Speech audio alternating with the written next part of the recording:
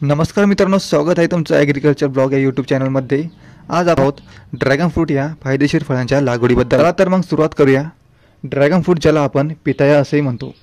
Dragon fruit हे पोषण मूल्याने भरलेले फळ आहे। याला हलक्याशा उष्ण व दमट हवामानात चांगले उत्पादन मिळते। भारतामध्ये अनेक भागांमध्ये याची लागवड वाढत आहे।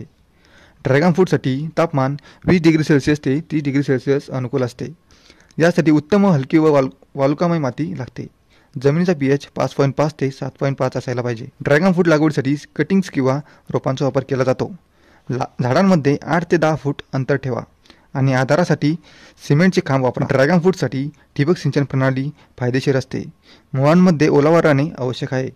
सेंद्रिय खत आणि कंपोस्ट खताचा वापर करा। रासायनिक खते योग्य प्रमाणात वापरा। नियमितपणे झाडांचे निरीक्षण करा आणि कीड व रोग आढळल्यास उपाययोजना करा। ड्रॅगन फ्रूट या झाडाला 6 ते 8 महिन्यात फळ देण्यास सुरुवात होते। फळ परिपूर्ण पक्व झाल्यावर काढणी करा। ड्रॅगन फ्रूट हे उच्च दराने विकले जाते आणि निर्यातीसाठी चांगली मागणी असते। तर मित्रांनो, तुम्ही ड्रॅगन फ्रूट लागवड करून चांगला नफा कमावू शकता। अधिक माहितीसाठी कमेंट करा आणि आमच्या चॅनलला सबस्क्राईब करा। धन्यवाद। शेती म्हणजे माती नसती, शेती सोनं आहे सोनं। म्हणून शेती ऐकायची नसते तर शेती राखायची असते।